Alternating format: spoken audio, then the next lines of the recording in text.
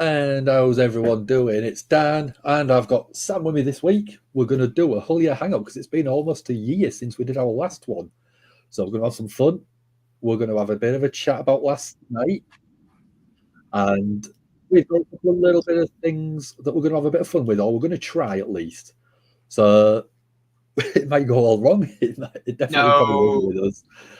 You've got me back, so it'll go swimmingly. Well, I hope so. So how is Sam doing? I'm all right. I see. This is the part where Andy usually puts on the end, the big flashy entrance. So I have a minute just to kind of like scratch my nuts or whatever. So, but no, yeah. I'll do a video then. Yeah, we should have an intro. Yeah. There we go. This is Big E from the new GAHY. Give me that whole yeah. Give it to me. I need it. Oh, sorry.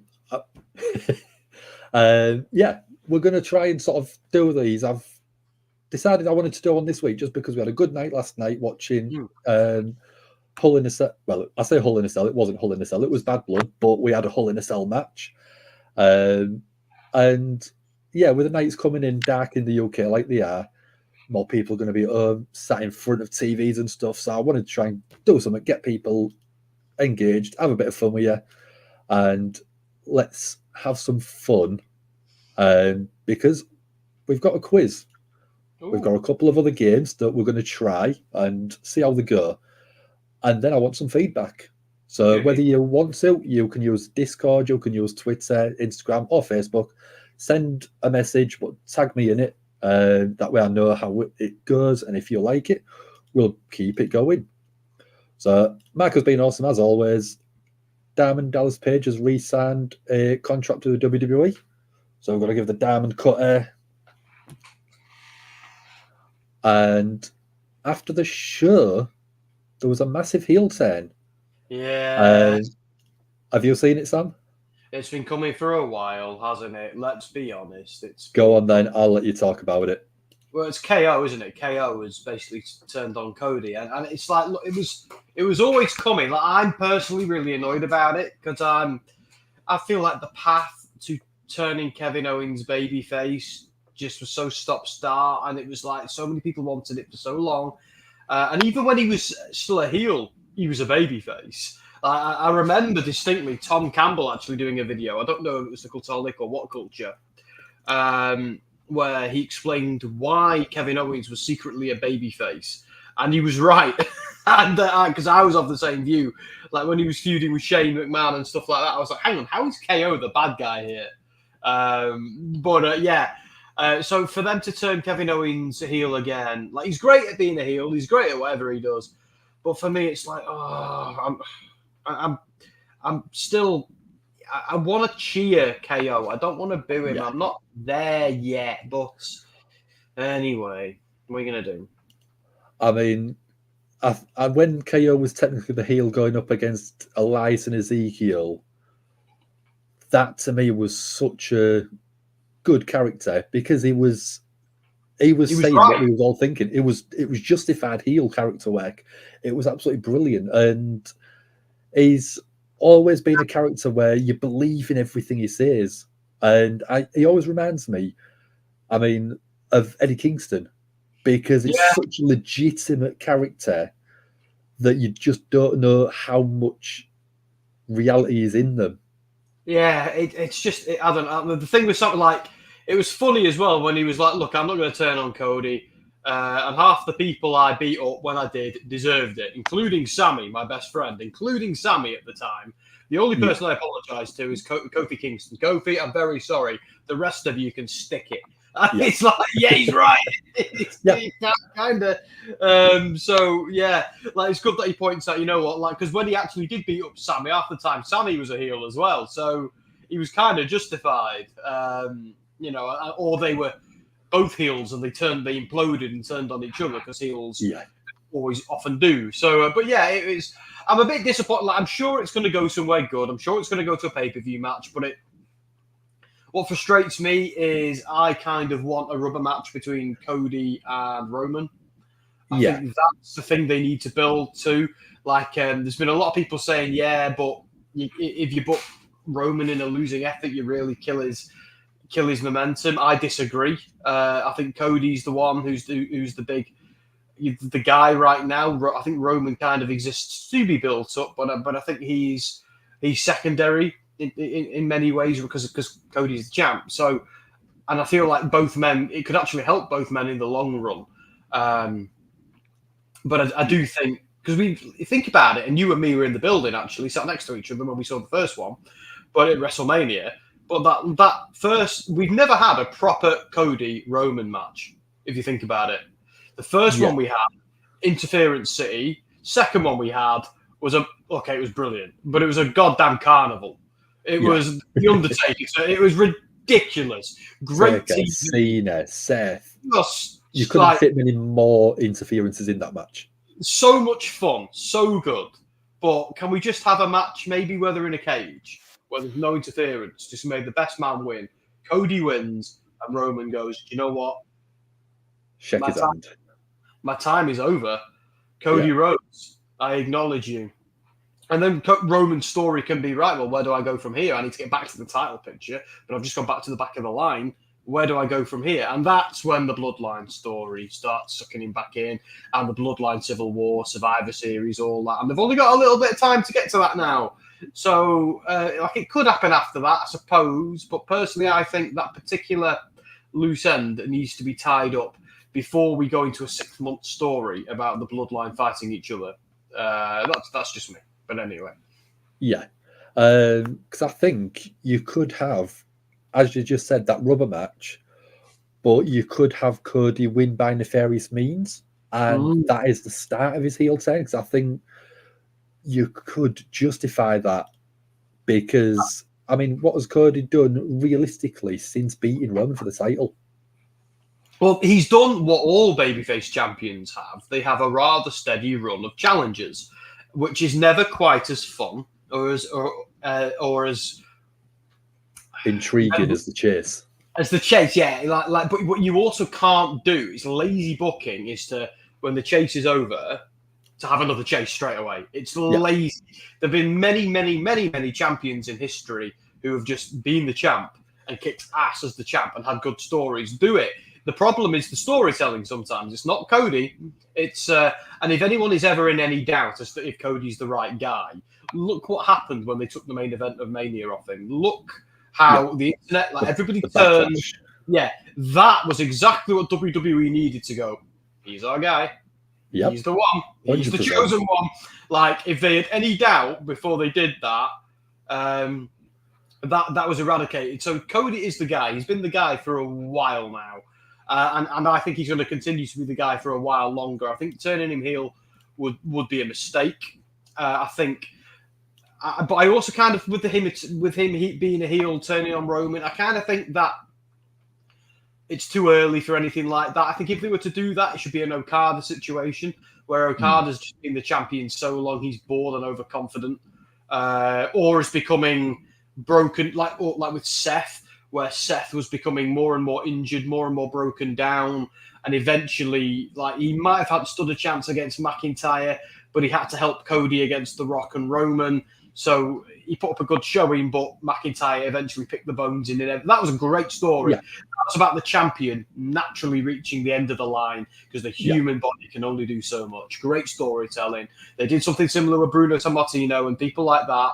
And I think they did it with Cena at one point and a few other people. So that's great. I love it when they do that. They're nowhere near that with Cody. So not yet, anyway.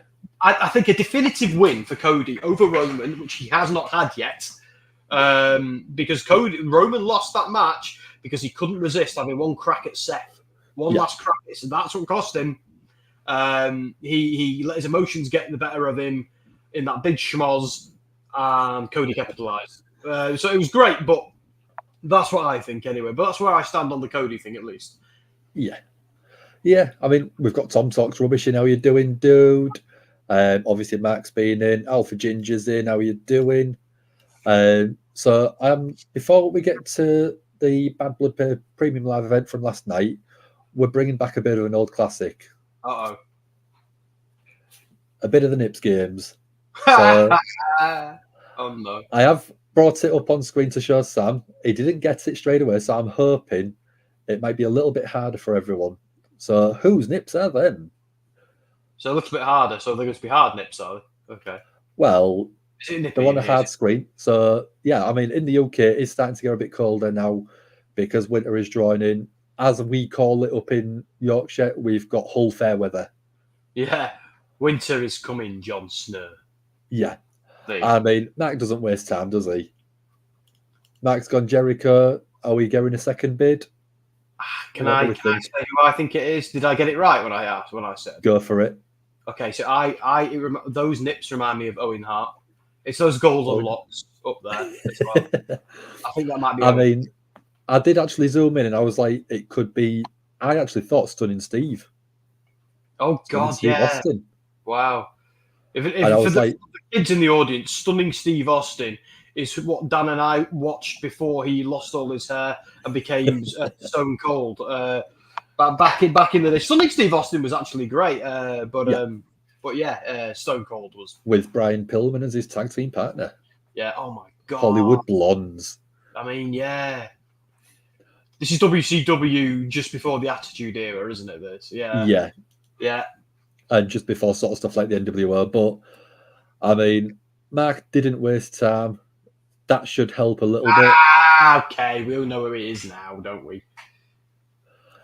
And look at that beard. That is trimmed straight down, such a line. And it's not Pillman. I think it was that good of a one. It actually confused the person who got it right to start with. I know. He's a wizard, you know, this guy. Yeah. Anyway, but he's a bloody hell. So let's talk about last night. Yeah. So we'll start with the finish, I think. We've just been talking about it. Cody and Roman defeating the Bloodline, which was Solo Sikoa and Jacob Fatu. But after the match, we got some big surprises, which if you go back and watch, I did cover it last night. I did actually call Gimme returning and The Rock returning in the same match. Yeah, and it's also important to point out that Gimme and Roman cemented their face turn as well, because Roman's been a little bit tweenery. He's a babyface for all intents and purposes, but last night, him and Gimme deciding to go back and help Cody against Solo cemented them as babyfaces in a massive way. And the fact that Gimme was saying, we really need to get back there, we need to go and help him. So for me, the interesting thing that comes away from that is, how do we reunify the rest of the old bloodline, which is Jay and Sami Zayn, and this feeds into a lot of things heading into Saudi Arabia. So, for example, like if Sami beats Gunther, do we get Gunther Goldberg? If Sami fails, there's just there's so many things directions this could go now. But I do kind of think we are going to get a situation where Sami and Jay need to stand with Roman and Jimmy. I don't know how because right now they're mates, and they don't really care about the old bloodline. But now all four of them are baby faces. How long do they stay separated? Because if we're thinking, what's it called, War Games, it's Survivor Series. So I'm booking the new bloodline against the old bloodline. I mean, someone changed my mind. Okay. Last night, if I go through the new bloodline, Solo, Jimmy, Tonga, and Tamatonga, Tongaloa, Tamatonga, you've got 4 members there. Mm-hmm. Roman, Jimmy, obviously, Jay, and because of last night, do you not put The Rock in there? No. No? And I'll tell you for why, as they're saying Gavin and Stacey. I keep The Rock. We brought him back to make him just remind you about the story and the warning. But I would have The Rock only come in once you've climbed the ladder, once you've beaten all the combatants of Mortal Kombat, you then face Shao Kahn, the final boss, or Shang Tsung or Goro, depending on the game you're playing, and you come up against the final boss. And I think The Rock needs to be the mastermind behind everything. He needs to be the one pulling Solo Sikoa's strings. I think Solo needs to say that under duress. Oh, something like, it wasn't me, it was I quit, it was The Rock. I did it for The Rock. Just like his dad did many years ago. I mean, if we get that, that would be incredible. I mean, I did it for The Rock. Is what I think that's where they're going. I think Solo shouts that out in an I Quit match or something like that, then The Rock's music hits. But I wouldn't do anything with The Rock yet. I don't think The Rock gets fully involved now until after the Royal Rumble or after. On the road to WrestleMania. The road to WrestleMania. And again, like, I've poked some holes myself in my theory, but I've kind of, and I'll go, when I do my fantasy booking video, I will go into more detail about this. But I don't know who Cody's facing at Mania, but I have a theory that Roman takes on The Rock, and Roman retires The Rock.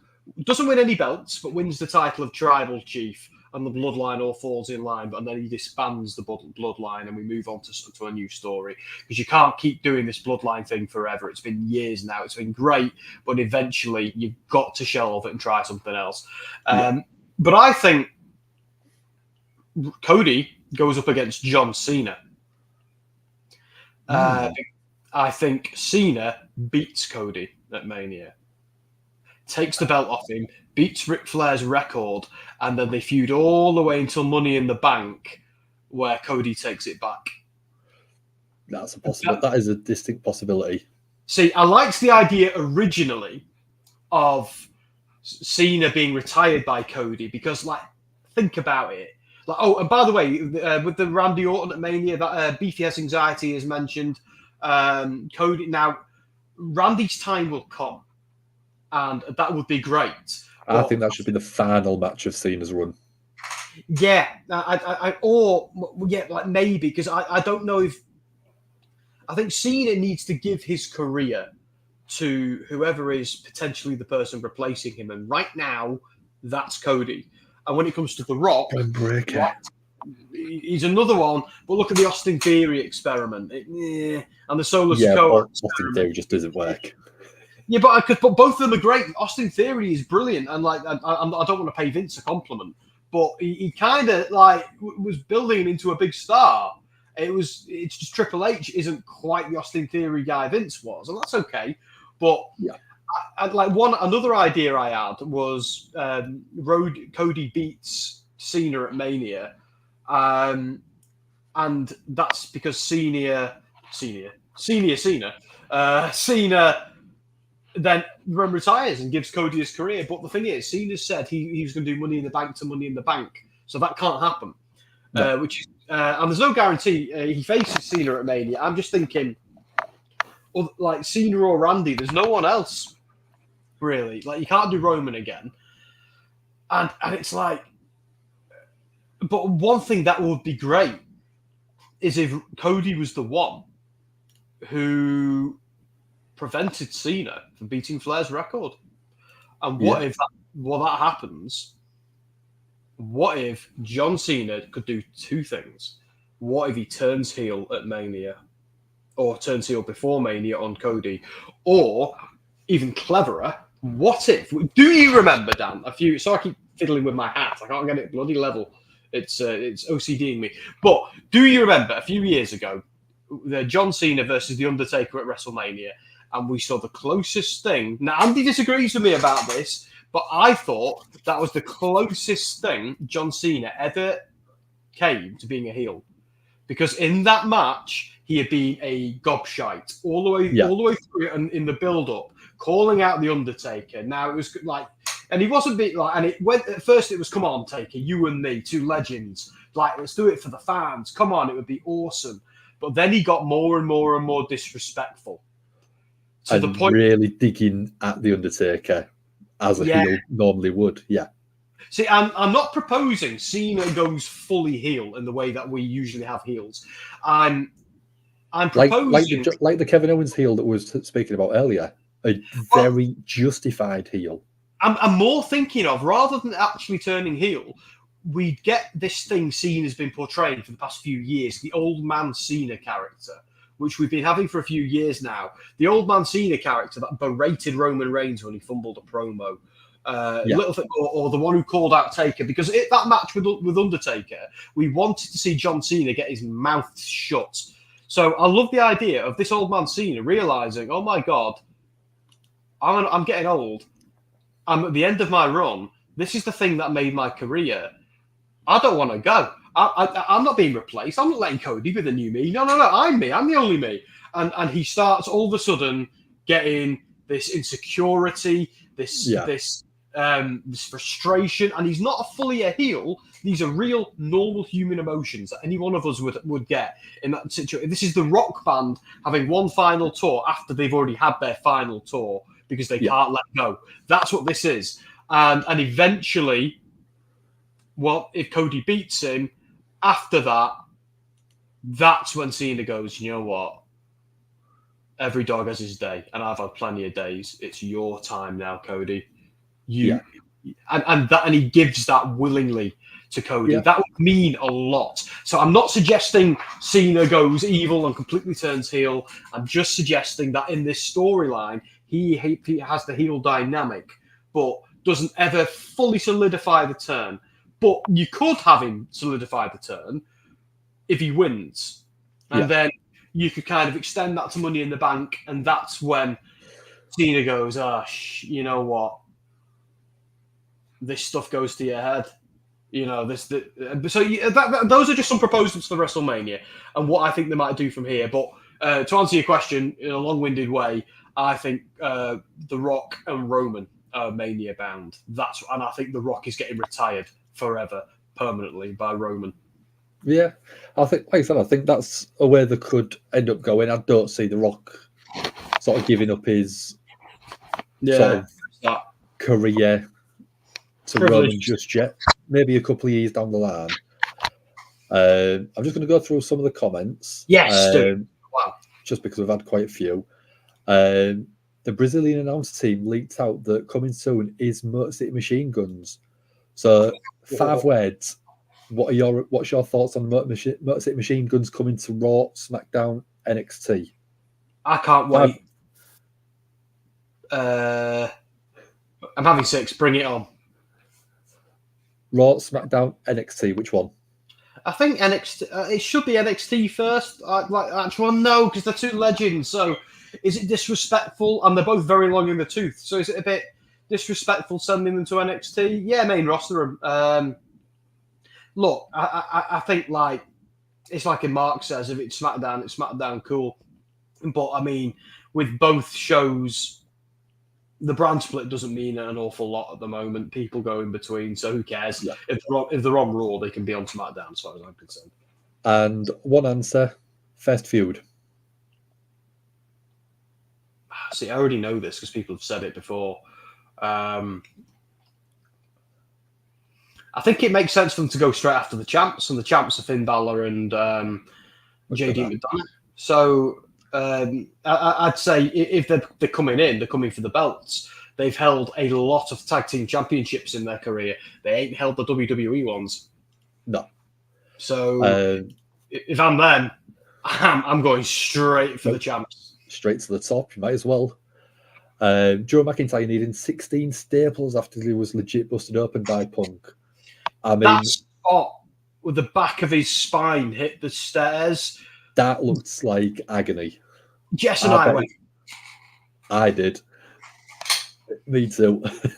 I mean, you did actually see at one point Drew's face and the blood pouring straight down. Yeah. It wasn't little trickle. It was a full crimson mask, which was an incredible sight to see. Especially that level of blood, and the aftermath of the mat was absolutely horrific. Yeah, it was gross. I think Jess said something like, have they got a new Prime logo? We're going to need it because it's covered in Clamato juice. So, I mean, the WWE bottle is a red bottle of Prime, isn't it? Oh, yeah, that's true. I've just seen what Mark shared on the Gimme page, and oh my God, that's gross. I'll That have is a look in a sec. gross. Oh, man, it's the stitches. It's Dom has confirmed that on a signing, they forgot to lock the cage. That's why the door opened with ease. I didn't know our Dom was there. And I didn't know he was signing stuff. He's a bigger celebrity than we think, our Dom, yeah, isn't yeah, he's everywhere. I've told you my theory about Dom. I've told you my theory. I've told Dom my theory about Dom. I remember back when I joined the podcast, every time I went on a podcast, this is a bit of a tangent, Dom's hair would change every podcast. Like, I'd do a SmackDown with him, and SmackDown a week later he had different hair. I'm like, this guy changes his hair so much, or is it just me? And then I thought, because we know he's got so much bandwidth and he does so many different things. I thought, just a tad. I thought, there's clones. There's more than one of him. There are at least triplets. And we get every day. Like, I think we went to WrestleMania with one of them, but another one was back home writing Soundsphere stuff. Another one was back home doing his counselling. So I'm convinced there are multiple Doms. And I've said this to his face, and none of you can prove me wrong. No, we can't. That's the problem. Yeah. I mean, I was out having some food with him on Thursday. We was having a good chat about a load of different stuff. And he's telling me he's doing a degree, I think it is. Are you streaming? Yes. Oh. Okay. Yeah, there's a man in your room, Dan. Yeah. I was sat reading the comments, and I didn't even see him come in. Oh, that's brilliant. Oh, yeah. Dear. Regular sort. Is that your dad? Yeah. Hi, Dad's dad. He's already gone. Oh, well, fair enough. But yeah, I mean, we was just having a good chat about loads of different stuff, and it was like, we should do a Royal Rumble predictions if we've got some wild outlandish ideas. So I am actually proposing 2 weeks' time, make this a regular thing. Every 2 weeks, we do something along the lines. If there hasn't been a premium live event or a pay-per-view that weekend, we find something to chat about. Yeah, I think so. We'll do our best. We'll certainly do our best. Yeah, we'll definitely try to get back again for people. Yeah, because it's a hard work on a weekend because I'm here, there, and everywhere. And if we've got any regulars watching who wonder why I don't do SmackDown anymore, it's mainly because on a Friday I'm either away or I'm elsewhere, and it was getting in the way of other things that we like to do. So I'm still very much committed to doing other stuff for the podcast. But and so if anybody wants to pick up SmackDown and the bosses are all right with it, they can have it, and there's no problem with me there. But the late night streams I'm a struggle with. I'm afraid. But yeah, Dan, like I'm open. I think more chats where there's multiple hosts is a good idea, because I feel like for many months we've all been quite siloed off. You've been doing Raw, Ant's been doing Dynamite, Dom's been doing the Bray Wyatt stuff, Ant's also been doing the video game stuff. So like the channel's great. We've got loads of content going out. I've got some more stuff. I feel like I've been talking about it for months, and I need to just do it. That's going to happen. But it's. I think the best thing about this channel, what made me a fan of this channel before I was on this channel, was the conversations. Was watching Anthony sniff paprika or whatever the hell it is. Yeah. Like just it was. It's like, by the way, at Christmas, we're probably going to do what we do every year, which is we get all of us on, including Andy as well, and we get absolutely pissed and we argue about who's been the best wrestler this year. Now, Ant always goes with obscure AEW wrestlers that nobody's ever heard of. Dan and Dom will probably... Dom and Andy will certainly go with whoever are the big hitters in WWE. You might get some nuance from Dan and I. You might actually get something objective. Yeah, so, we'll try and always sort of keep it interesting. We won't all just go Kenny Omega for the sake of it, will we? We'll invite Misfit on. It'll just be Julia. Yeah, it will be. Yeah, Julia. Misfit, do you think? No, Julia. There you go. That's a call out, that Misfit. That's a call out. I saw your tweet in a minute. I know what's going on. He's mad. He's writing a furious letter to NXT about Julia losing to Roxanne Perez. Called it. Anyway, that was mean. He's going to be thinking, right, I'm going to write a strongly worded letter to Sam now. The English prick. So I'm just going to go back to the comment about Dom confirming the cage wasn't locked. So Rhea beating Liv by disqualification, and obviously we had Raquel Rodriguez turn up. How did you find that match?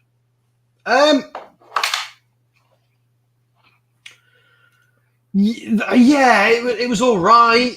I'm kind of ready for that story to kind of be over, but where does it go from here? It was all right. It wasn't my favourite match on the card. It wasn't bad. It wasn't brilliant. Rhea Ripley's always phenomenal. Obviously, Liv Morgan's always phenomenal. But I've never been a fan of the shark cage gimmick. I just like, Really? Yeah, I always forget it's a bit odd. Like, okay, you've got Dom in the shark cage. You've got Carlito and McDonough sniffing around somewhere. So, I don't know. Either do I think they could have done a Hell in a Cell. But the problem with that is they couldn't have finished the feud if it did Hell in a Cell. No. But they already had the cell right there. But the problem with that is then they might have needed to market it as a Hell in a Cell pay-per-view because there were multiple Hell in a Cell matches, which they didn't want to do.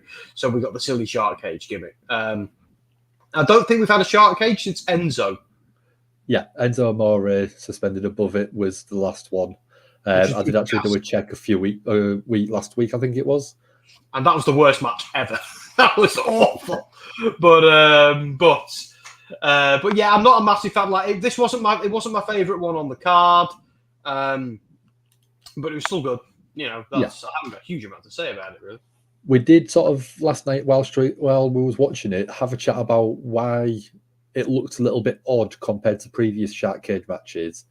I think the whole point was the Hell in a Cell structure was still suspended above the ring, so you couldn't obviously have the shark cage in the center above the ring like we've had previously. Yeah, I did wonder why is it over there, but normally it's the whole point. It is the ring. Yeah, and they do spots with it. They like swing on it and stuff like that. Yeah, I did think that. So it's but and then logically they couldn't have the Hell in a Cell come down with a shark cage stuck in the roof. So it did make sense, obviously, why it was off to the side. But if that's the case, find a different gimmick match. Yeah. And then do that on Raw or something. I'd say I agree with that completely, yeah. Or I would do a one-on-one match. Dom gets involved, gets the match thrown out. Adam Pearce comes out and says, "Fan, Dom, you're going in a shark cage on Monday Night Raw. This is going to be the end of it." Gives you a good reason to have Dom in the center of the ring instead of off to the side, which it still had a bit of influence in the match. But I will ask, how did you feel about him hanging upside down? How funny was that? Yeah, to be fair, I'm so obsessed with Dominic Mysterio at the moment. I think he's so funny, and he's so good. He's so good at what he does. I think he could get anything over, and I don't mean that obviously because the crowd booed the absolute crap out of him. But I think he could get heat by helping an old lady across the road right now. Probably, yeah, because they'd end up trying to rob her. Yeah, and they made me laugh the other day when they were like, I think it was SmackDown. They were like, "Don't worry, Dom, you ran the yard." I love how they're still doing the prison gimmick. I'm just gonna take this off. I'm getting really hot.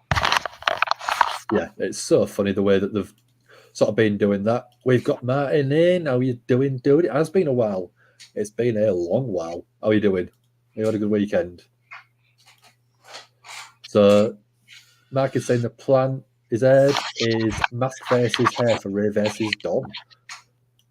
I think depending what Dom I said Dom, more what Ray's thinking, I still think you could end up with Ray versus Dom at Mania, and it's the retirement match for Ray, losing to Dom, and then Dom picking his dad up and saying, "Thank you." Yeah, I think they do that. Yeah, I think they do that when Dom turns face. But I think we might be a while away from that yet. But yeah, I agree completely. Because I mean, I was predicting that pretty much storyline all the way up until WrestleMania when Dom came out. And the only thing that I didn't get was Ray's retirement. Yeah, I think we all like that. Yeah.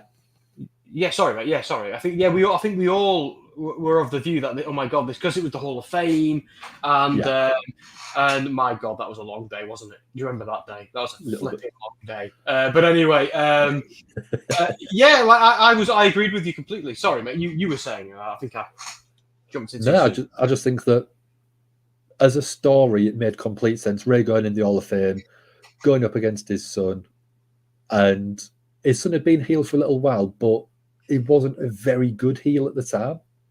Not like he is now. But it was, interestingly, it was that Mania entrance. When we were there, it was that Mania entrance I thought kind of made him when he came out in the cop car and the music with the handcuffs and the mask. There was something about that entrance. He delved into character, I think. I think he found who he's meant to be there, and I don't need to be anything but this. Yes, I'm Rey Mysterio's son. I'm going to lean into it, but I'm not going to try and be the next Rey Mysterio. I'm going to be this. I'm going to be the Dirty Dom. I'm going to be this. It's almost like a blend of Eddie Guerrero. There's a lot of Guerrero influence in there.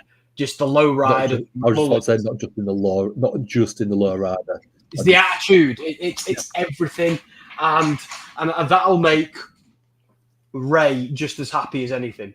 So perfect. And I think when Ray does retire, I think, and me and Andy did a stream about this not so long ago. I think Dom, the place is better for having Dom there. Like there was a time, I think when I was driving back from Clash at the Castle, Jess and I were talking, and we were basically saying, when Rey Mysterio retires, what Dom Mysterio's career is over. My God, how wrong I was! How wrong we were. Definitely no. And it's great sometimes to be wrong. Yeah. Nomar's coming. How are you doing? How did you enjoy the show last night, Nomar? Dom's coming a long way in a relatively short time. I agree with that. Yeah. Ray shot him some moves, but Dom has a natural talent for generating heat that can't really be taught. I agree with that as well. He's never going to be the best wrestler in the world. He's never going to be like on that level, but he doesn't need to be. He just needs to do what he's doing right now. And if he can at some point translate that into a top babyface run, then we've got something special on our hands. But let's be honest, it runs in his family, not just his dad.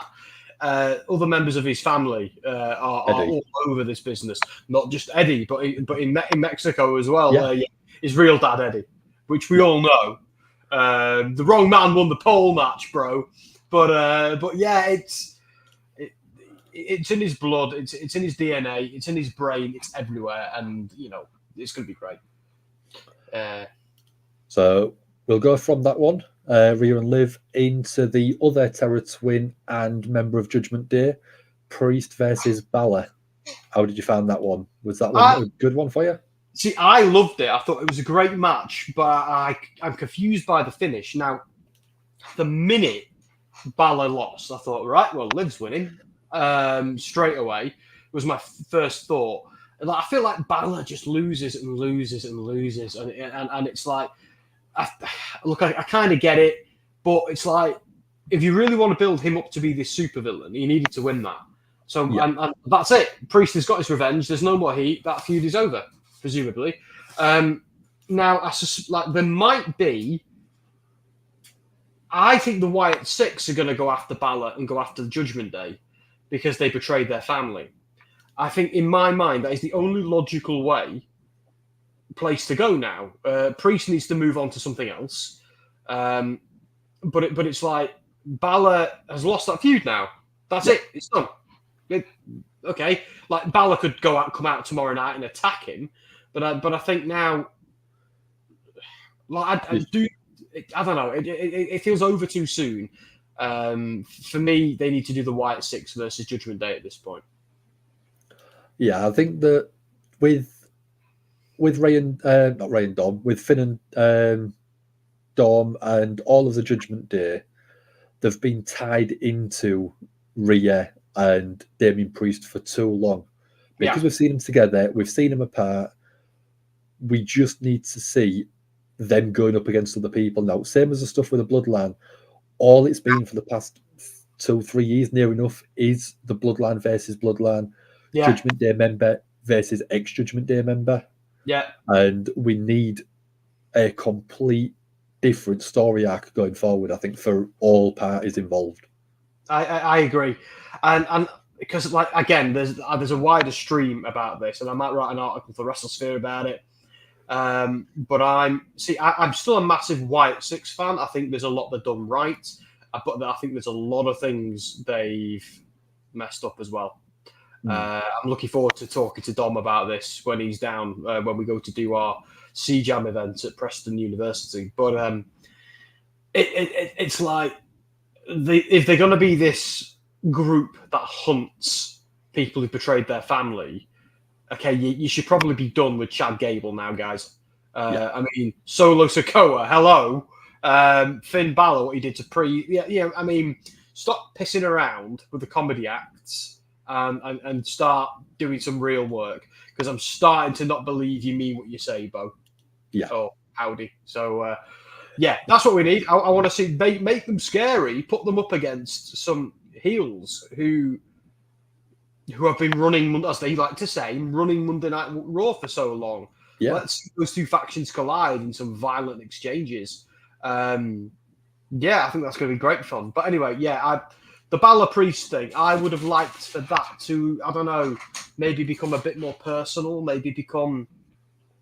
I feel like, because I actually don't think WWE are going to end it there. I think they're going to carry it on. Yeah. But all the heat is off Balor now. So where do you go from here? Maybe we'll get our answer tomorrow night on Raw, but that's how I feel right now. But the match itself was good. I just questioned the finish because I questioned the direction. Demon Balor. I suppose so. And that's the only logical, if you're going to continue with that's the only logical answer for me. But there's an issue with that. Demon Balor has lost twice now. Isn't the mysterious, all-encompassing force he used to be. And he only generally does it when he's a babyface. The only thing I'm thinking of is you have Demon Balor in the ring. Is that not a great way to start introducing the Uncle Howdy and the Wyatt Six into the Balor feud? I would flip it. Yeah, it is. But I think we are going to see Demon Balor, and potentially with Demon Balor as a heel. But I think we're going to see that at WrestleMania against Uncle Howdy. Yeah, that's where I think they're going with that. Because, like, a lot of people might not know this, but the original plan with Uncle Howdy was for him to menace Bray Wyatt, keep messing about, then be on the same page at some point, but then Howdy gets more and more and more dark, keeps pecking at Bray's head, bring him back, you sent him away. Bray's like, I'm not bringing back the Fiend, I'm not bringing back the Fiend, I'm not doing it, this is a new me, this is a new everything. And eventually he brings back the Fiend to take out Howdy. I genuinely believe, and there is evidence to support this, I do believe that we were heading to WrestleMania, the Fiend versus Howdy. That was what it was going to be. Obviously, we lost Bray Wyatt. They can't do that anymore. Bo's back with the company. He's now leading a new stable. For him, as much as his brother, and it's going quite well, but eventually they're going to have to, it can't just be this spooky thing on TV. They're eventually going to have to get it involved on pay-per-views and do stuff with it. And at WrestleMania, you've got to have Howdy do something. And what else is there? What bigger match? If you're going to do spooky stuff, Demon Balor versus Uncle Howdy, take my money. Yeah. Just take my money. I'm like, yes, we'll have some great wrestling matches on that card, I'm sure.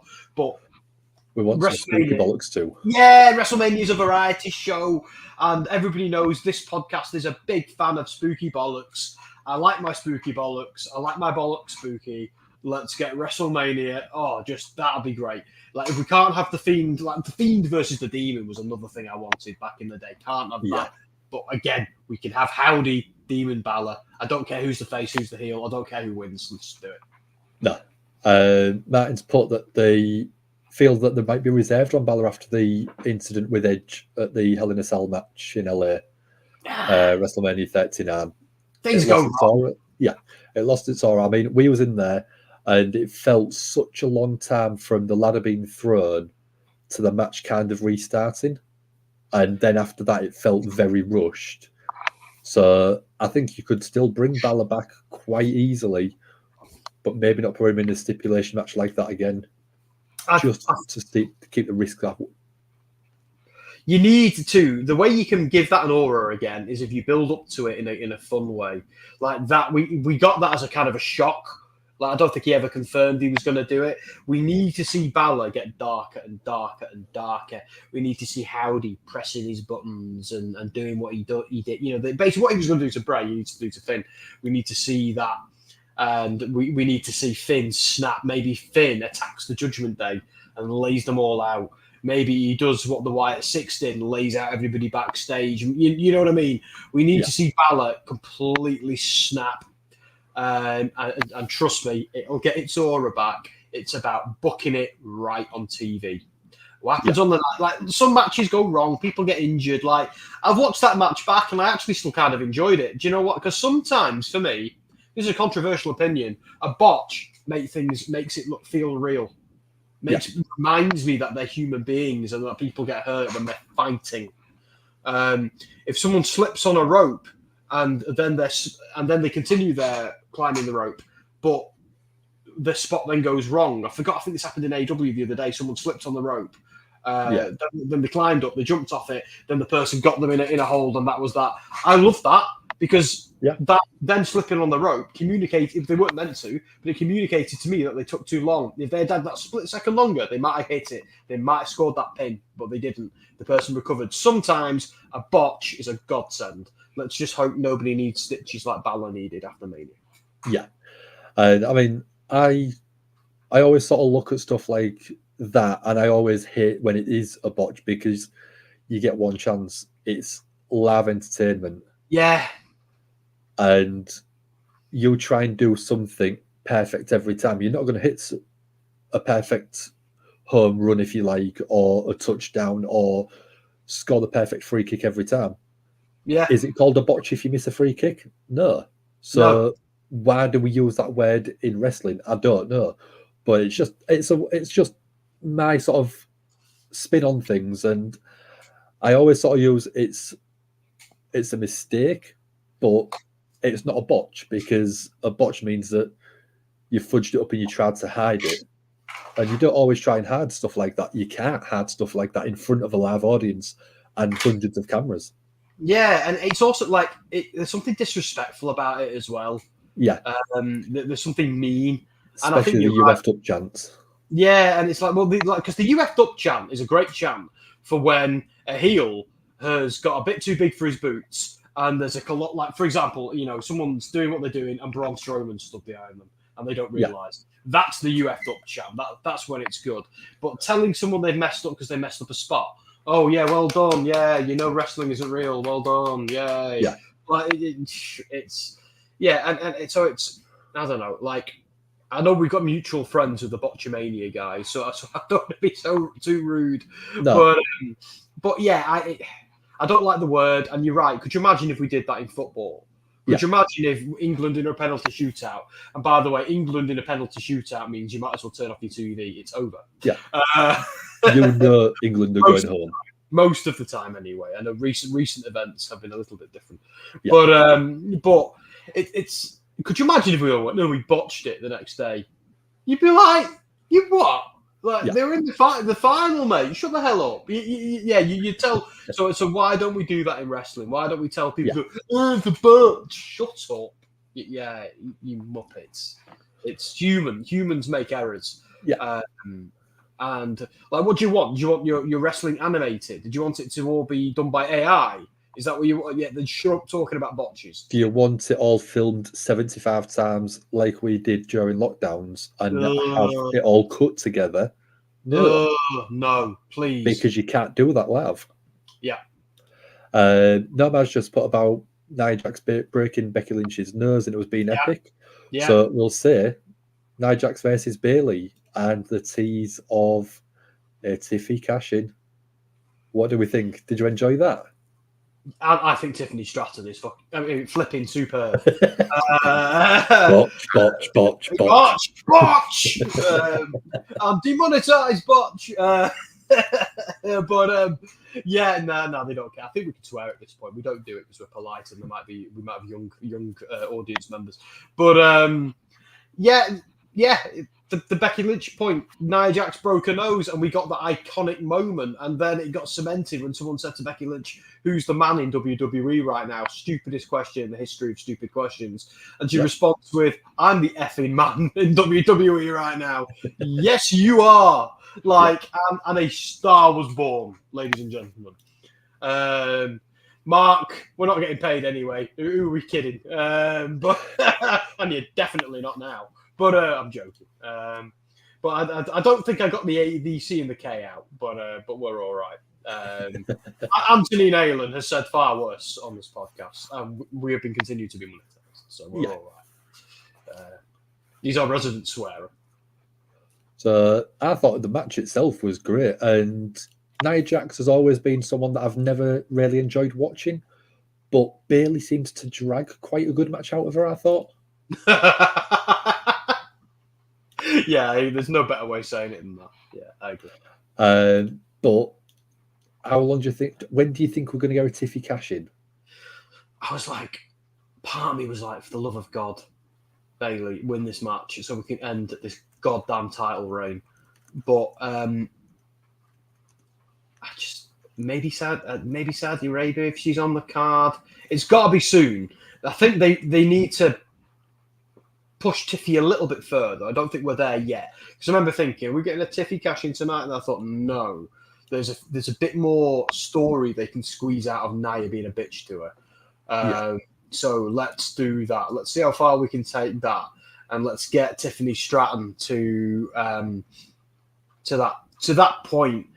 But here's the thing: if she does that, does that make her somewhat of a baby face, or does it just make her a more diabolical heel?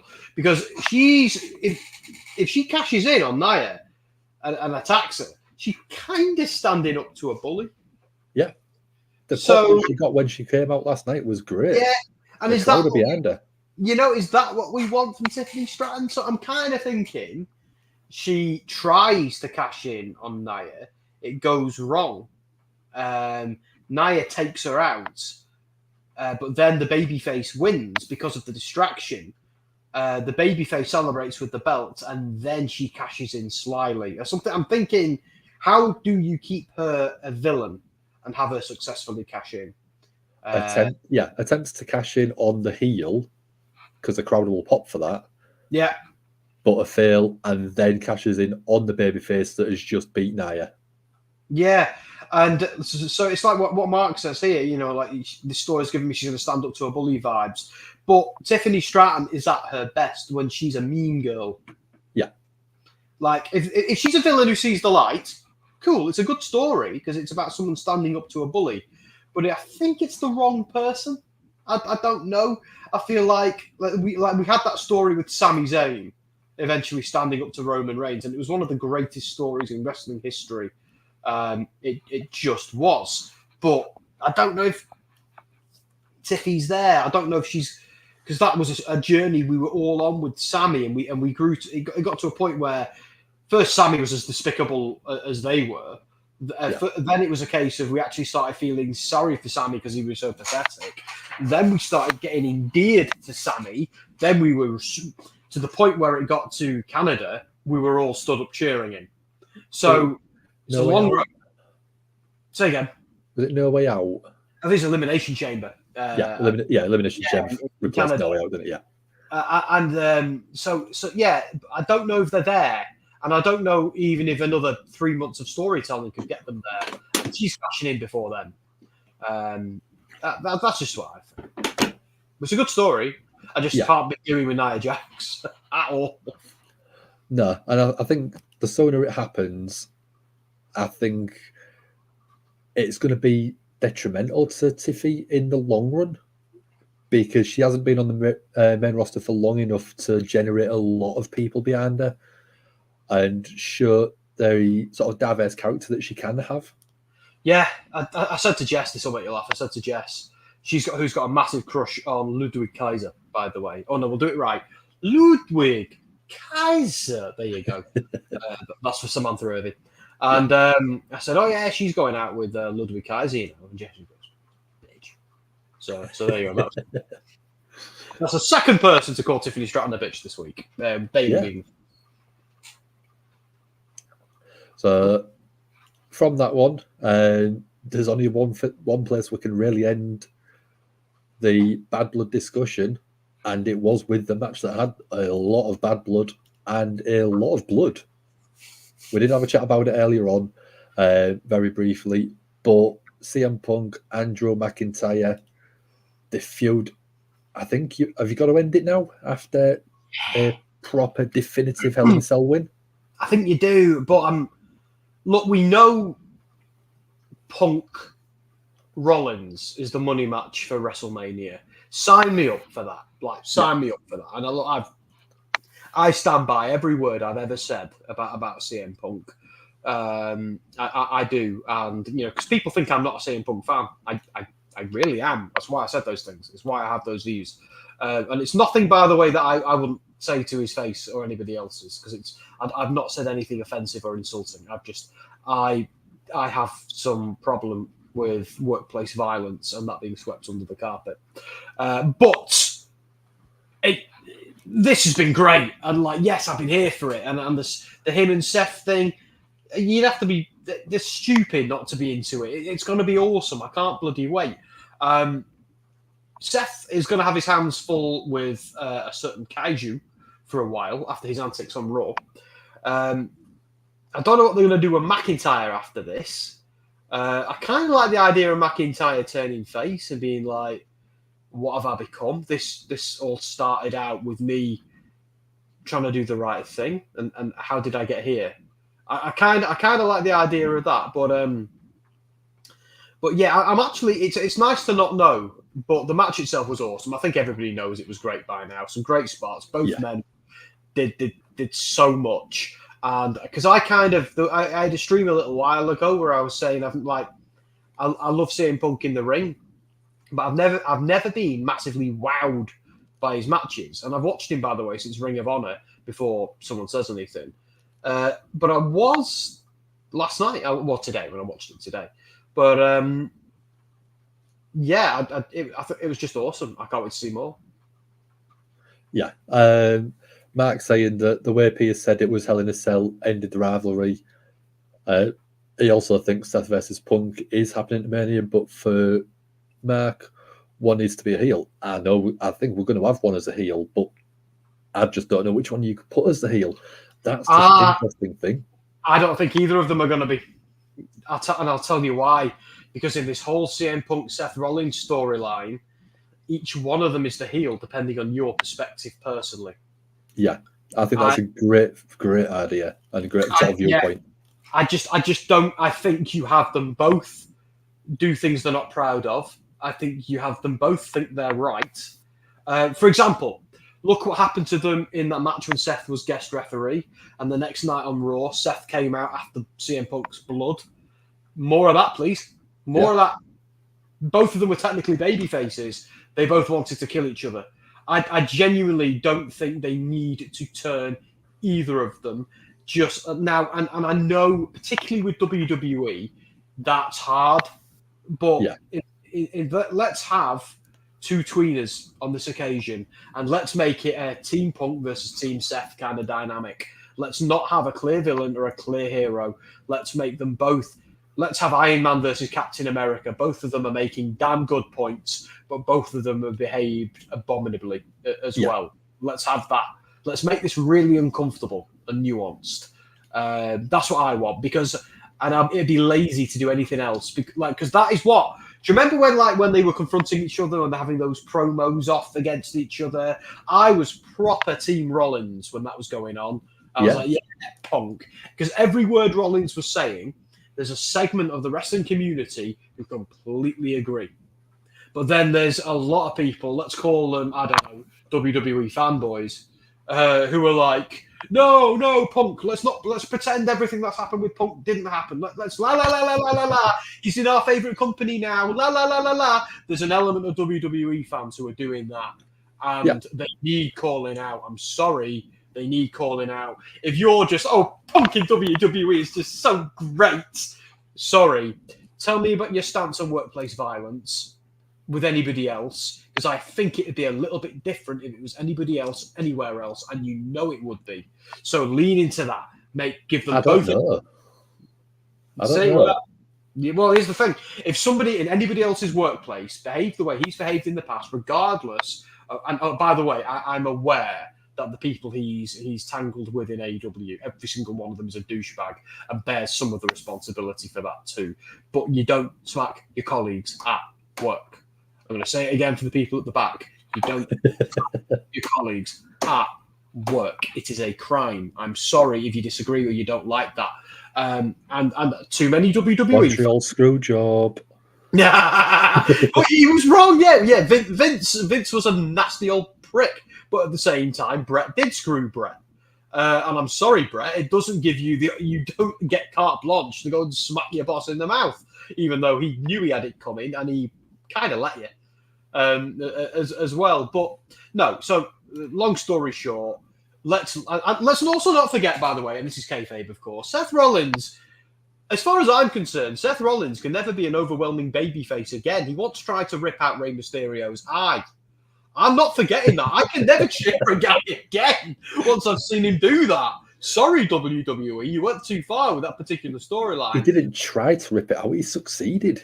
Oh, it was just the worst. But let's not forget, Rollins has kind of kept his heel persona since turning face, the whole flamboyant dancing around. He's kept that because WWE and he are clever enough to know that they did that, and he can never go back to being the shucks babyface. So they lean into this flamboyant Joker-esque Rollins, which is exactly who he should be, and it's exactly who he should stay.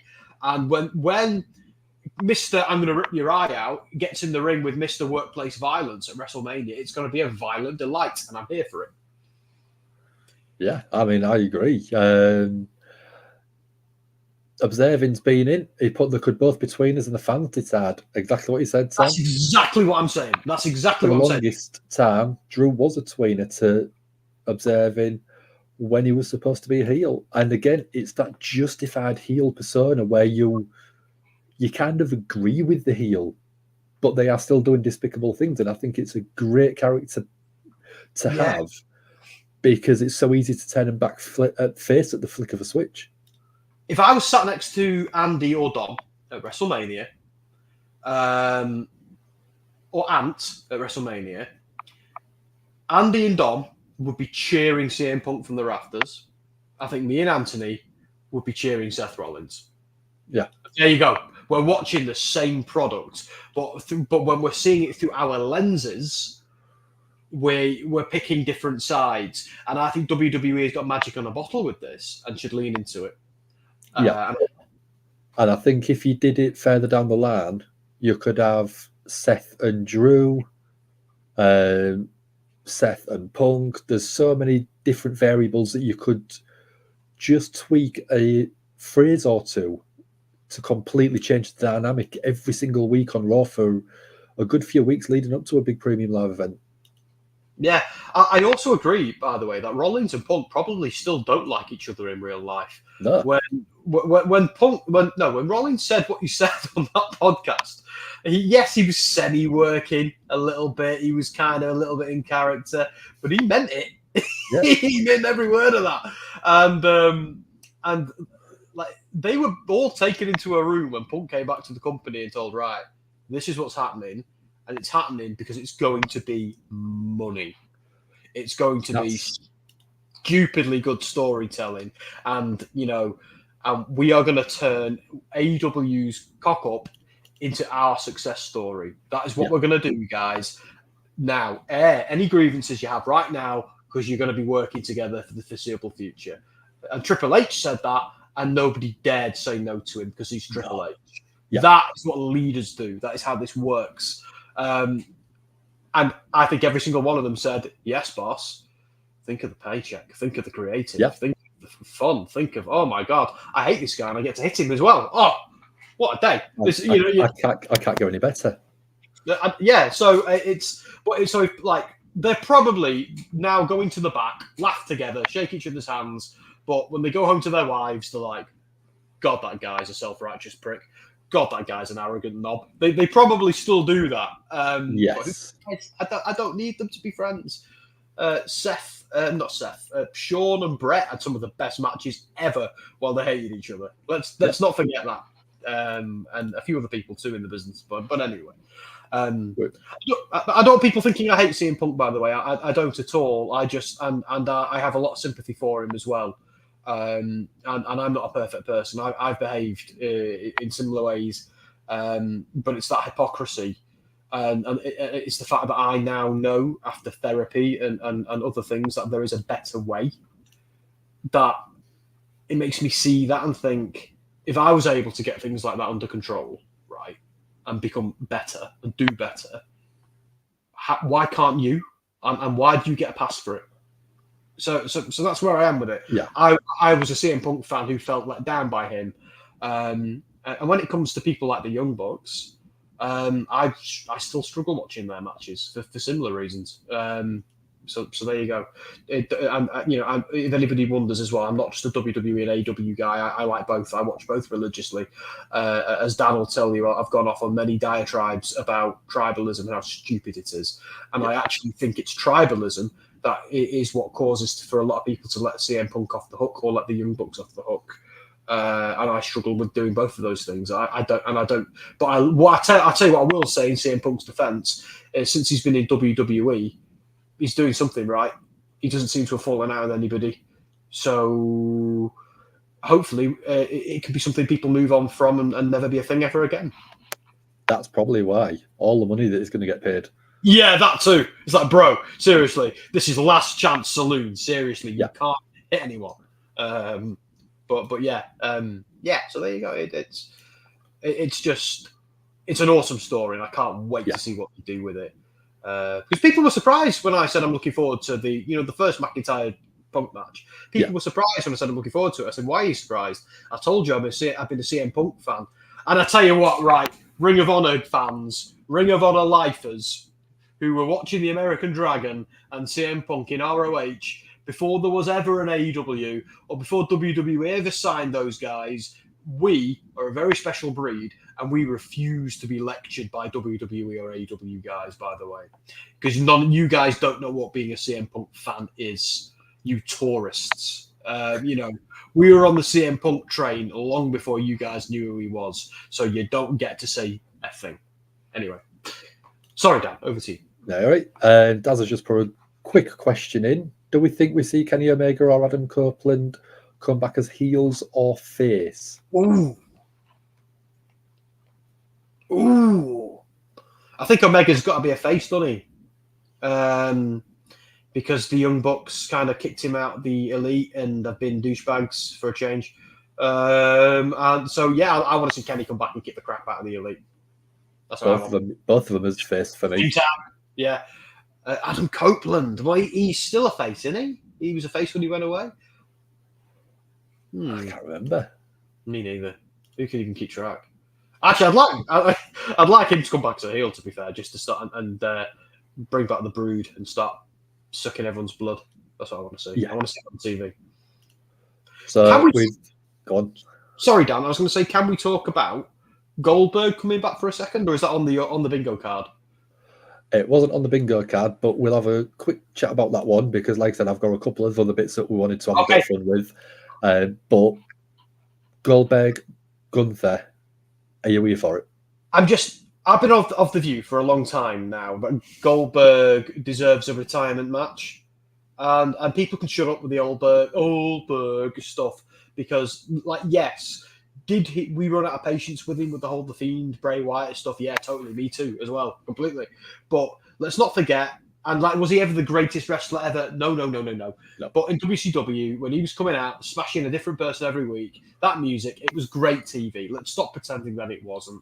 And in wrestling, we're all for moments like that and things like that. And Goldberg is a legend of the Attitude Era as much as anybody else. And I want him to have a great retirement angle where someone takes his career. Oh, and his feud with Brock Lesnar was it WrestleMania 32, Dan, where they did the Ultimate Thrill Ride? Brock 32, 33, somewhere around there, yeah. Yeah, Brock took the Universal Championship off Goldberg. That was a great story. Yeah. That was brilliant. You can't have that again. Goldberg even climbing over the barricade looked a little bit not at his best. Yeah. So, well, come on, let's have. Eddie Van Halen's back from the dead. Let's just have one more match where Goldberg gives his career to someone. And if you can get a payday in Saudi Arabia, well. I think if you're going to do it, I don't think Gunther's the match I want. Okay. Bron Breaker's the match I don't want. Oh my god. Imagine the spears. Just yeah. Yeah. Because Goldberg had one of the best looking spears, I think, for years. Yeah. The one that hit on Dolph Ziggler on a Monday Night Raw is insane. Nearly a flesh wound. But then after that, Bron Breakker, I think, has got the best spear since Goldberg. You can talk about your Edges, you can talk about your Romans. Oh, it's not. But for me, Bron Breakker's spear outshines every single one of them. Okay, two people who do a good spear. Bobby Lashley does a great spear. Don't like the theatrics of him flipping. Okay. And do you know who else is? Oh, yeah, he does, doesn't he? And do you know who else does a great spear, almost out of nowhere? And he's a littler guy, but he still does it really, really well. Ricky Starks. I was just about to say Hornswoggle then. No. I'm sure Hornswoggle does an excellent spear. But I'm talking about Ricky Starks has done some. Like he did a few to, was it Hook or Darby Allin that was savage? Yeah. Whoa! When he hit him. But yeah, because I think they've done the whole spear versus spear thing before. I don't know whether it was Goldberg versus Lashley or they did. I think did they do Roman versus Goldberg at one point? I don't know. Yeah, Roman versus Lashley I think happened as well.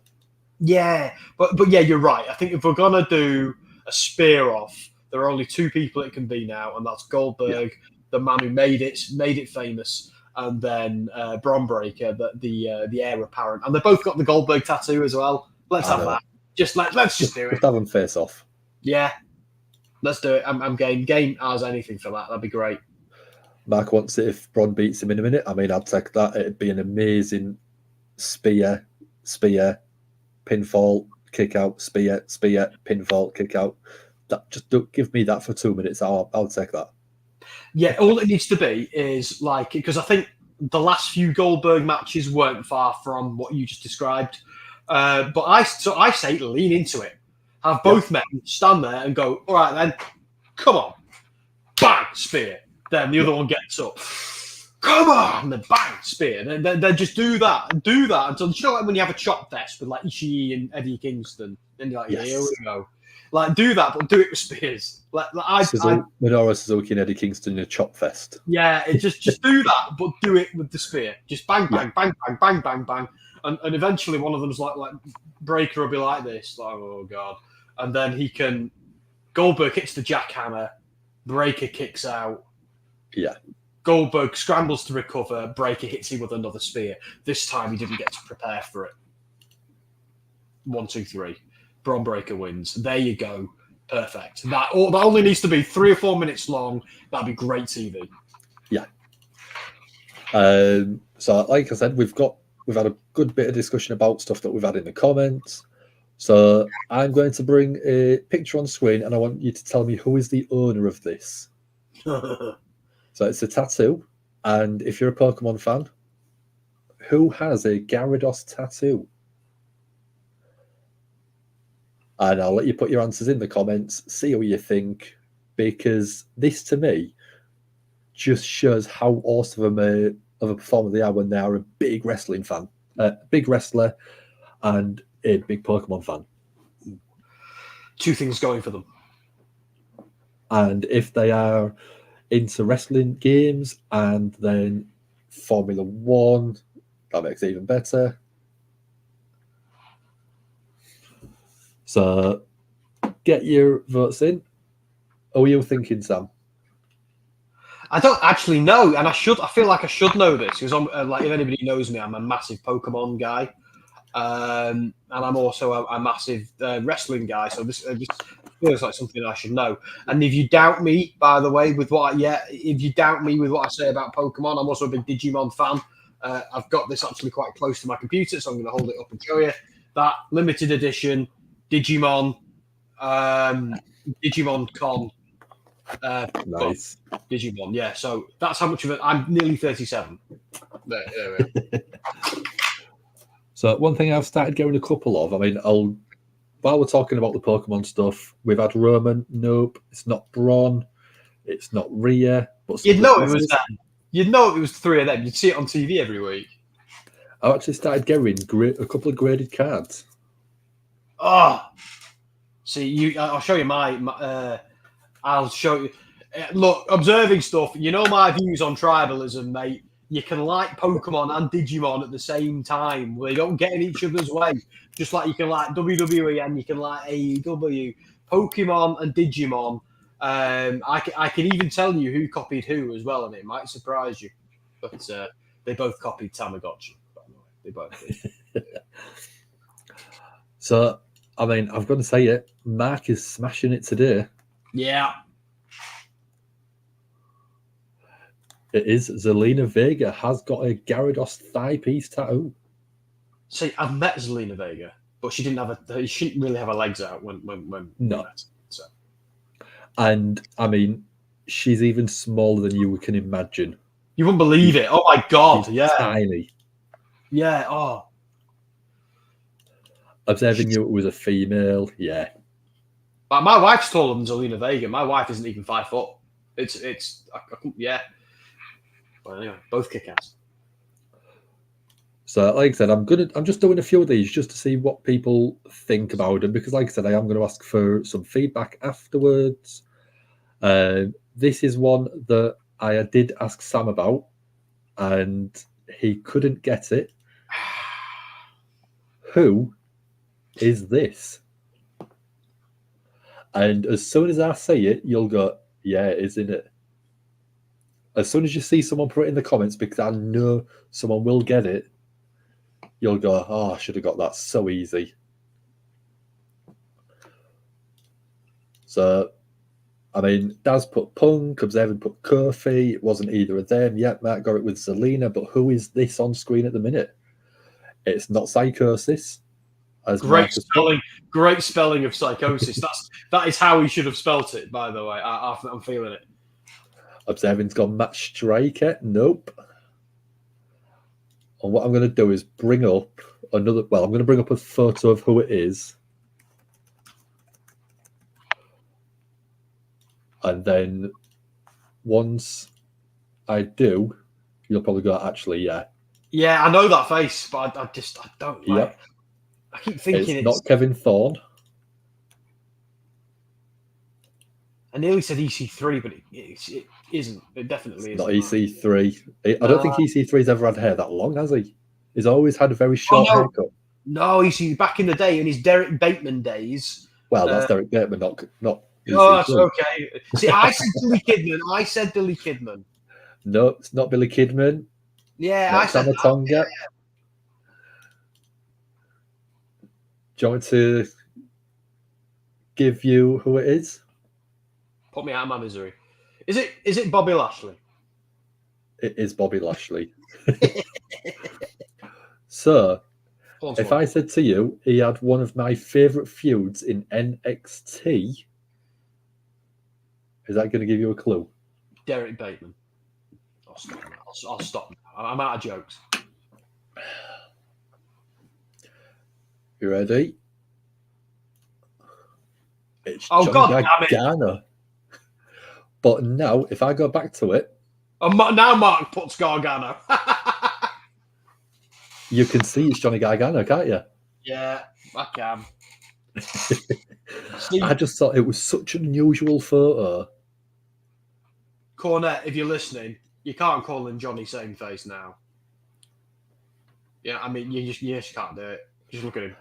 I mean, I just thought it was awesome. I thought it was such a good photo. And I was like, I was blown away that it was him. So I was like, I've got to bring that on and have a bit of fun with that. observing stuff has observed something actually quite like he was so much bigger back then. It's like I've seen Kofi Kingston from when he feuded with Randy Orton that first time. Yeah, massive. So what I don't know. Okay, it might be a health thing. I'm going to do another one. This one's it's when I say it's old school. Who's that?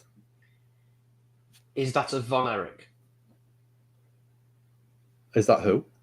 Is that a Von Erich? No. Oh, okay. I quite liked this one as well. I mean, you've got to give him a chance, Mark. Kevin Nash. Was that Nash? Holy shit. Sexy. Bloody hell. I Vince. I nearly said Vince as well, yeah. Yeah, that's Nash. Bloody hell. I mean, he's been in a Magic Mike film, so he must be doing well for himself. I nearly made a joke about saying, who's Kevin Nash? I've never heard of him. But I thought it might be a little bit too niche because that's what Logan Paul has been saying on Twitter. Yeah. So. The smell gave it away. His hair looked horrible like a rugby helmet. Well, yeah, it does. I think that was the style, wasn't it? And the last thing that, like I said, I'm going to try. I know some people sort of used it during lockdowns and stuff like that. But if you're watching on a device and you've got your phone spare, grab your phone. Because I'm going to see how a Kahoot quiz works. So with that, grab your phone, put that code in, or go to Kahoot at the top. Kahoot.it, I'll highlight it there for you. Put the code in, or just scan this QR code at the side and put a name in, put your nickname in, or whatever you want, or even your streaming name that you've got on YouTube. 2 secs, Dan. Yeah, go for it. And we should start seeing some players' names pop up. Once we see them pop up on the screen, we'll know there's a few people in and we'll have a bit of fun.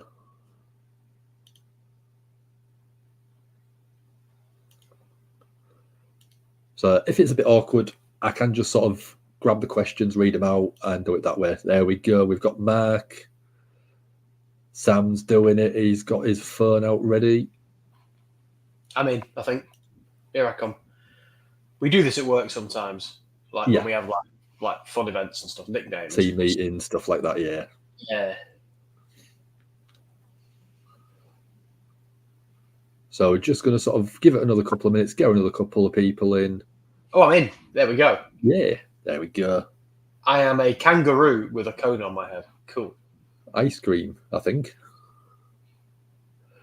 Jake saying a bit of fun on a Sunday night. Let's go. Yes, let's go. Get scanning it, Jake. I can change my avatar. Oh, who do I want to be? So, like I said, with this one, it is just trialing, see how it works.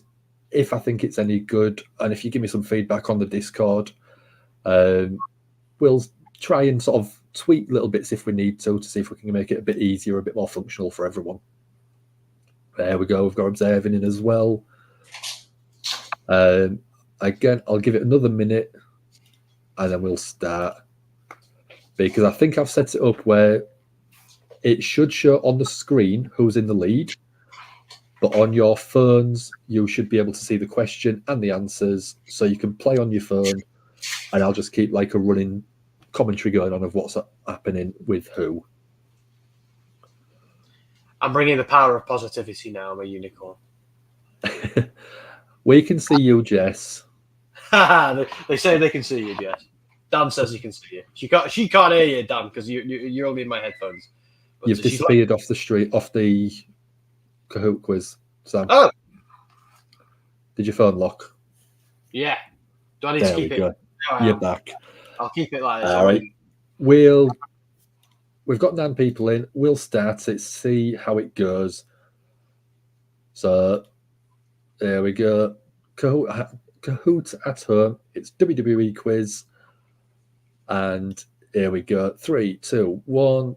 First question is, who faced The Undertaker at WrestleMania 33?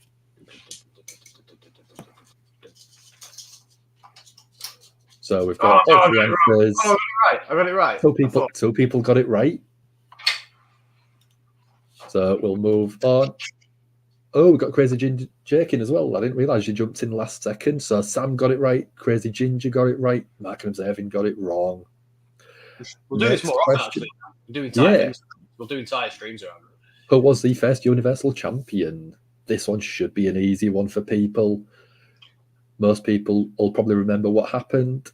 It was Finn Balor. Here's a tip, by the way, folks. This is the one my wife's obsessed with, the blonde woman you saw behind me a moment ago. Yes.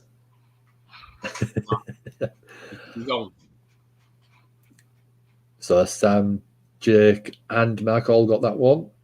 Observing, you need to pull it up. If you get a couple more right in a row, you will jump back up that board. Longest reigning United States champion. Who do we think that is? You've got up to 20 seconds, so you've got one answer in so far.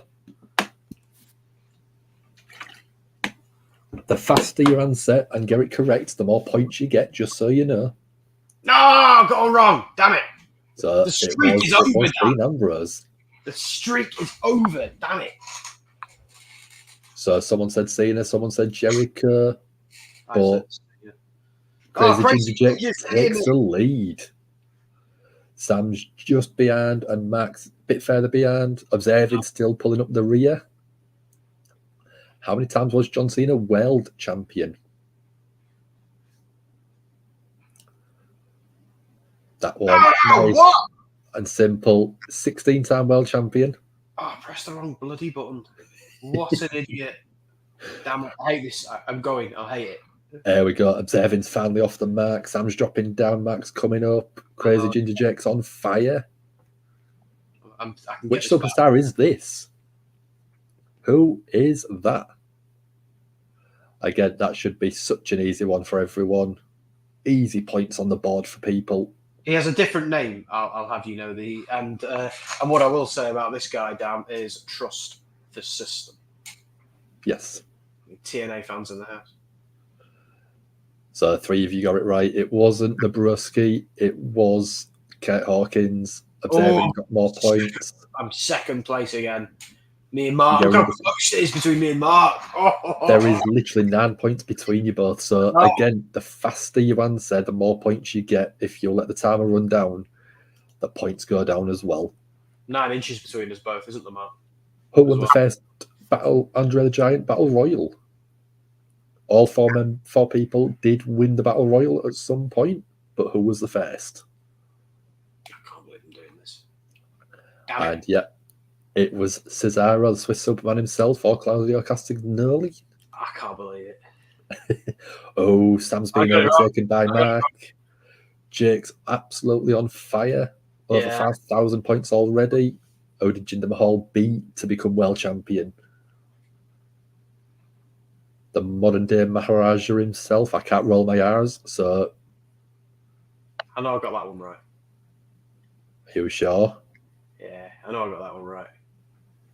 So we are waiting on one more person. Oh, 2 people got that one right. Someone said it was Cena. Someone said it was AJ Styles. He actually lost the title to AJ Styles. Yeah, to be fair, Shinsuke and AJ a good red herrings there. But yeah, it were wrong. Yeah. Does this get me back above? So Sam jumps just back ahead. 212 points between them. 12 inches between Mark and I now. But Jake is still well out in the lead. Oh, yeah. There you go. Here's a fun one. How many times was Miz IC champion? Come on. People are jumping in quickly. 3 people have answered already. No! Oh, I bet Sam's got that one wrong. Yeah. What gave it away? Drops back down. Observing. Is chasing you, Sam. Is chasing you. He's got a while to go, though, yeah. Yes. What faction is this? Again, nice, easy one. Easy points for people. If you get it wrong, there we go. All 4 of you got it right. I was going to say, if you get it wrong, get off the stream. Yeah, see, we all just got nice points, but no one Yes. So what 2 titles did Seth Rollins hold simultaneously?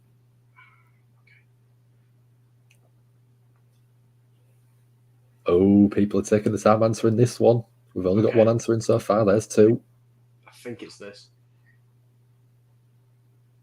No! Damn it! Has Sam been overtaken? Yeah, probably. Oh, it's so close. There's less than sort of 60 points, well, 62 points between Sam and Observing. Damn it. There's only 204 points between Jake and Mark. It's very tight. We've still got a few more questions left. What team is this? Again, nice, easy one. Give people some points. Oh, come on. If anyone gets that wrong, why are you watching this podcast? They might be new to wrestling. That's true. So, again, like I said, nice, easy points for people. Observing has a streak with 4 correct answers in a row. He's only 72 points behind you, Sam. I know. Here we go. This one will catch people out, I think. How many times was Sasha Banks Raw Women's Champion? Yep, 4-time Raw Women's Champion with Sasha Banks. No! The host of a wrestling podcast has dropped down the list. I never said I was any good at it. Who beat John Cena and Undertaker in the same year? I should really take more time in thinking about my answers. I just bash them. I keep just bashing the red one. It's all red. Shiny red button bash. Oh, I got it right. I didn't even think. Technically, it was a very simple one overall because I think it was the only one that was believable. Oh, we've got one question left, and there is literally 20 points between the top two. Oh, man. Final question. I think this one is going to be quite good fun. Yes, I think everyone should have got that one. Did him and Rollins not win them as well? At one point, but I think I'd sort of not put it in properly. There we go. Oh, see, I'm not even on the podium. I'm not even on the podium. 3 points in it. Oh! 3 points. So Mark, the moderator Mark. Hang on, Mark, did you come out? Did you climb to beat Jake? That's wild. Yeah, I thought Jake had in the bag. 3 points between them. That was it. That was literally it.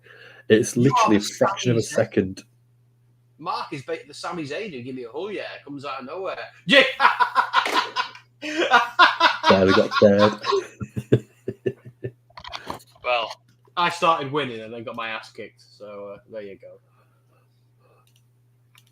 So we've just had Wrestle Louise pop in. How are you doing? Thanks for joining. Oh, I like that logo. That's a cool looking logo, isn't it? It is. Ring with the lulls on the front. Mark would have got all of them if he didn't misclick. Okay. You mean click the wrong answer? It was a lot of fun, can't lie. Good. That's what I like to hear. We'll do more of them. Good. We'll do more of them. So if you're liking stuff like that, yeah, I can do more further down the line. Couple of weeks. We'll probably be back doing another one. I'll try and do some more quizzes, photos, other bits like that. But yeah, we'll have some fun. There is a Discord link in the description. If you want, we can always tweet it out as well. Facebook, Instagram, all the socials. If you want to join the Discord, come and join us. I am starting to try and use that a little bit more than we have been for over the past sort of year or two. Yeah. Just because I think it's a handy tool where you can interact with us, you can chat with us, give us a message, ask us questions. But yeah, I'll be back for tomorrow night for Monday Night Raw. Sam's going to be doing some booking videos, I think, aren't you? Yeah, not exactly sure when, because the Deserto WrestleSphere and ScreenSphere stuff is all consuming. But I will find a way, I'm sure, because I've been talking about it for a while. It's time to. If I don't do it soon, the things I've been talking about, WWE are going to book, and there's no point listening to me anymore. So I've got to get a move on. So yeah, I haven't. We'll probably have Antia for Dynamite on Wednesday night. And it's Wrestle Dream this coming weekend as well. Yeah. Oh, yeah. So that sounds like it's going to be a fantastic week of wrestling content coming your way, guys. I said to Sam right before the start, we want to try and keep it for about an hour and a half. We're 4 minutes over, 5 minutes over, so we're pretty much bang on what I wanted.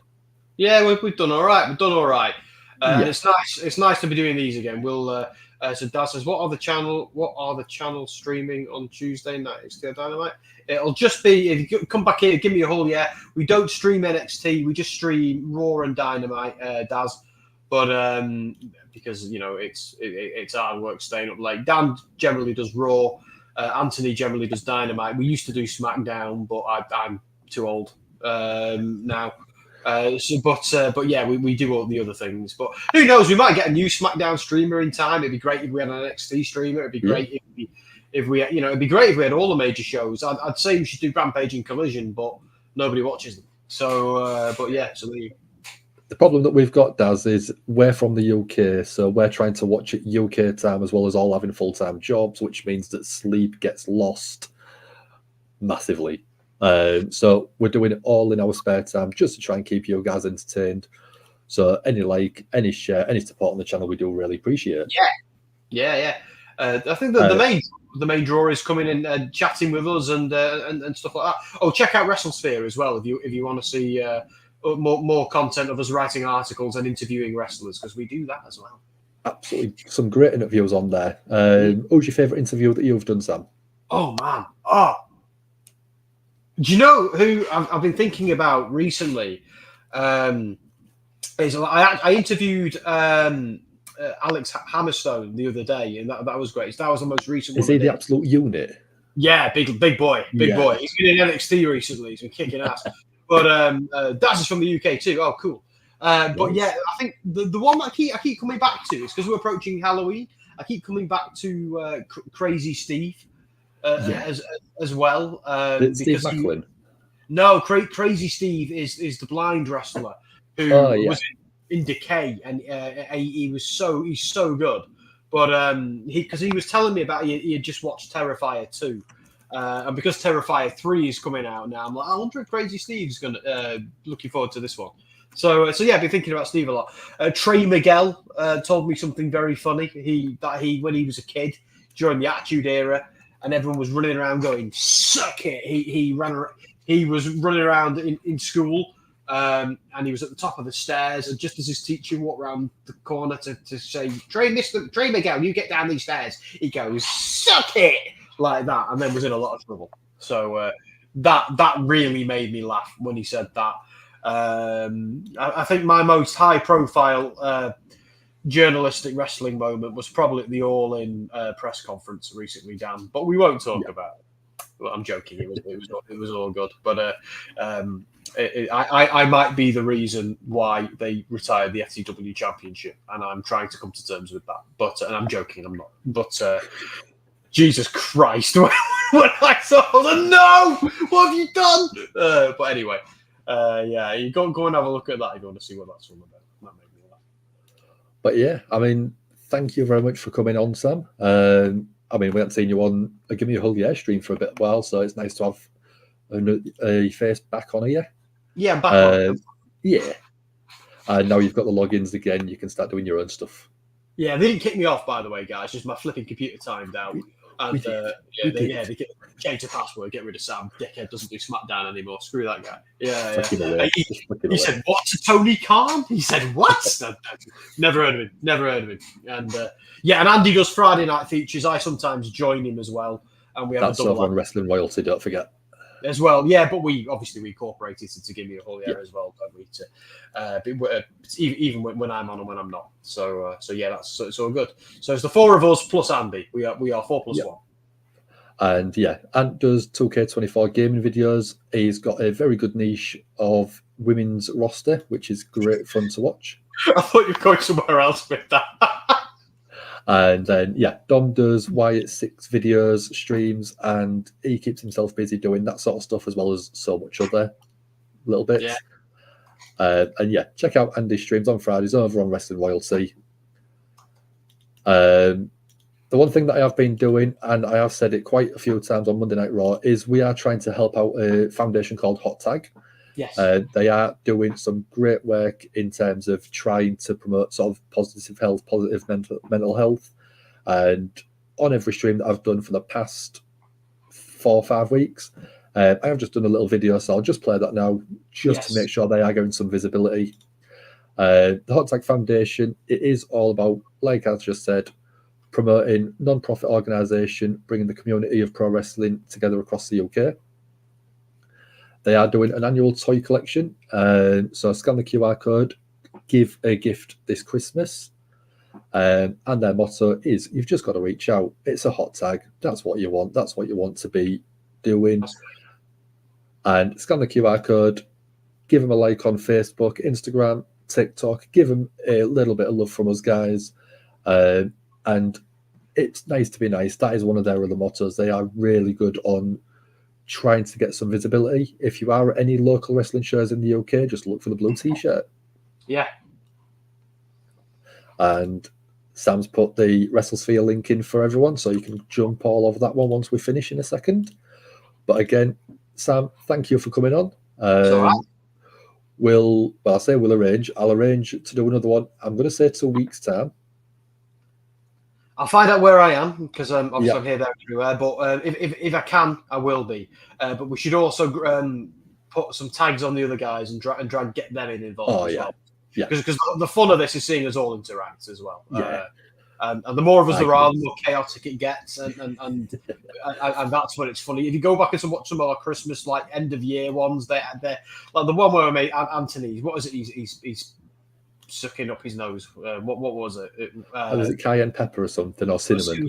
It was cinnamon. That was it. He did the cinnamon challenge, and it was bloody hilarious. But yeah. Jake's still furious at Mark. Yeah, we'll leave you two to scrap it out if you want. But yeah, again, thanks for everyone that's been in. Like I said, we've got the Discord link in the chat and description.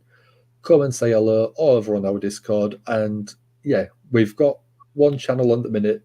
Give us some notes on what else you want to see added in.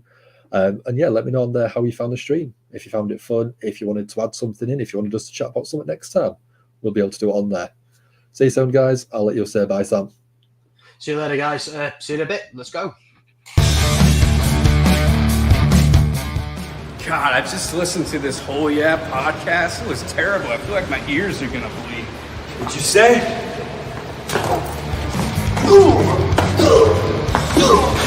This is Darby Allen, and you're listening to Gimme a Whole Yeah podcast.